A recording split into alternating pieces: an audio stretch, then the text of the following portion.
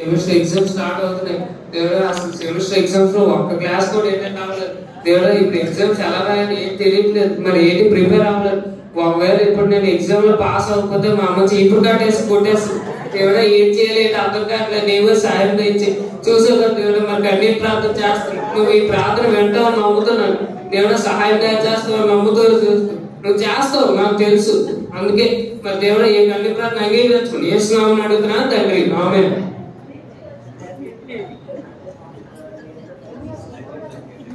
బాబు praise lord.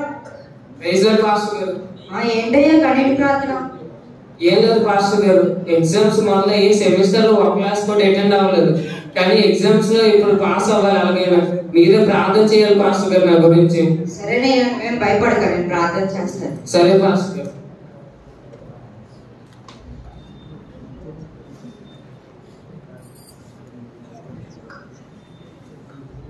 John బాబుకి exam మంచి marks తో క్వాలిఫై అయ్యాడు.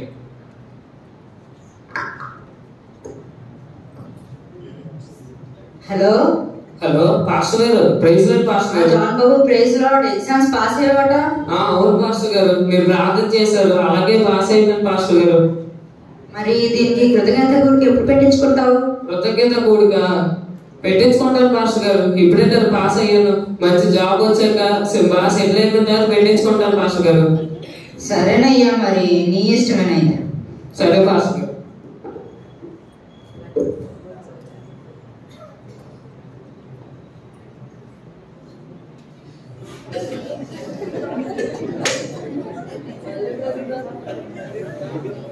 దేవుడా నాయన మళ్ళీ నాకు కష్టం వచ్చి పడ్డా దేవుడు ఏం చేయలేని అర్థం కావట్లేదు.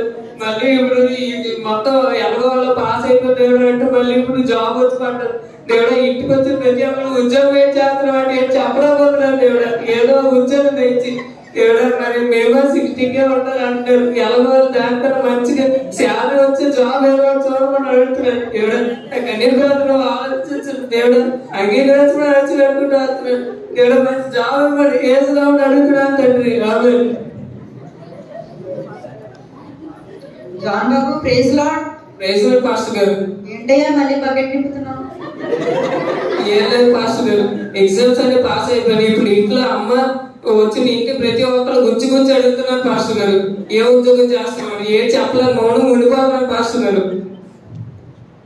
సరేనయ్యా, భయపడక నేను కూడా నీ కోసం ప్రార్థన చేస్తాను. ఉద్యోగం రావాలి పాస్టర్ గారు, మీరు కూడా ప్రార్థన చేయండి. భయపడక.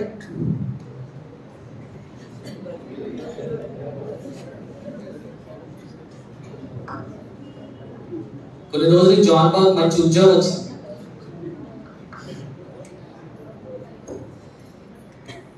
హలో హలో పాస్టర్ గారు, ప్రైజ్ లార్డ్ పాస్టర్ గారు. జాన్ బాబు ప్రైజ్ లార్డ్, మంచి జాబ్ వచ్చిందట?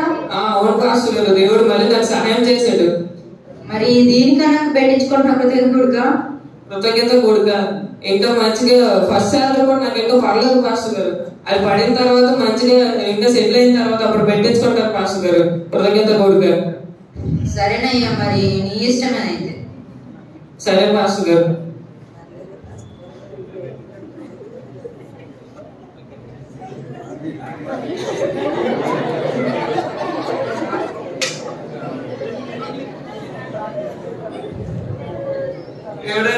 జాబ్ ఇచ్చావు, అంత ముందు మొత్తం ఎగ్జామ్స్ అని పాస్ చేయించావు, ఇంటర్వ్యూ కూడా మంచి క్రాక్ చేశారు. ఇప్పుడు ఇంట్లో ప్రతి ఒక్కరు పెళ్ళెప్పుడు అంటే ఏం చెప్పాలి దేవుడా, నాకేంటి అర్థం కావట్లేదు దేవుడా.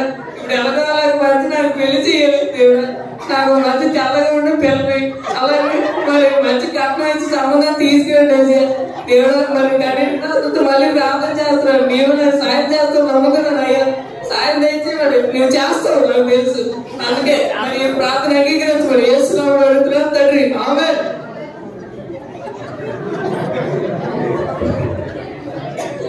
జాన్ బాబు praise lord. Praise lord pastor గారు. ఇప్పుడు దేనికోసం చేస్తున్నావయ్యా? జాబ్ వచ్చింది పాస్టర్ గారు, అన్ని ఎగ్జామ్స్ ఇంటర్వ్యూ అన్ని క్రాక్ చేస్తాను. ఇప్పుడు మళ్ళీ ఇంట్లో మా అమ్మాయి పెళ్ళిప్పుడు అడుగుతుంది, ఏం చెప్పాలో తెలియదు పాస్టర్ గారు. నాకు ఎలాగో పెళ్ళి కదా, మీరే ప్రార్థన చేయాలి పాస్టర్ గారు. సరేనయ్యా, మేము భయపడతాయా, ప్రేయర్ చేస్తాం. థ్యాంక్ యూ పాస్టర్ గారు.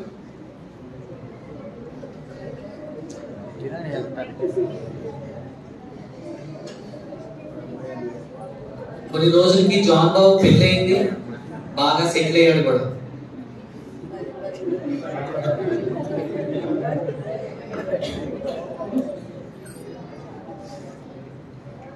అయ్యో ఏంటి మా అన్నకి ఇలా అయిపోయింది, ఇందాకలే నన్ను మాట్లాడింది, వెంటనే చనిపోయాడు ఏంటి? అర్జెంట్గా పాస్టర్ గారికి కాల్ చేయండి. హలో హలో పాస్టర్ గారు. హలో, ప్రైజ్ లార్డ్ అమ్మా, చెప్పు ఏమైంది? పాస్టర్ గారు ప్రైజ్ లార్డ్ పాస్టర్ గారు, మళ్ళీ చనిపోయాడు పాస్టర్ గారు. ఏంటమ్మా, చనిపోయాడా? అవును పాస్టర్ గారు. అయ్యో, ఏమైందమ్మా? మొన్నే 3 రోజుల క్రితం కరోనా వచ్చిందని హాస్పిటల్లో జాయిన్ చేసాం పాస్టర్ గారు. కానీ ఇప్పుడే డాక్టర్ గారు అన్నీ చనిపోయాడని చెప్పారు పాస్టర్ గారు. అయ్యో, బతికున్నప్పుడు కృతజ్ఞత గుడి పెట్టించుకోమంటే పెట్టించుకోలే, ఇప్పుడు జ్ఞాపకాలు గుడి పెట్టించుకోవాల్సి వస్తుంది. సర్లే, నాకు వస్తున్నాం.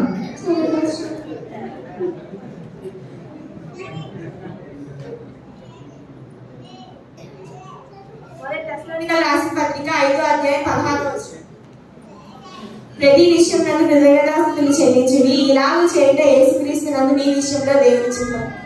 గత 2023 సంవత్సరాలు దేవుడు మన ఎన్నో మేలు ఉపకారం చేస్తూ వచ్చాడు. ఆయన చేసిన ప్రతి మేలుకి మనం కృతజ్ఞతాస్తుతులు చెల్లించలేదు. కానీ ఈ నూతన సంవత్సరంలో అయినా ఆయన మనం జరిగించబోయే మేలు కనుక నాకు కృతజ్ఞతాస్తుతులు చెల్లి. మా అన్న జన్మలే కాకుండా దేవుడు నాకు కృతజ్ఞతాస్తుతులు చెల్లిద్దాం.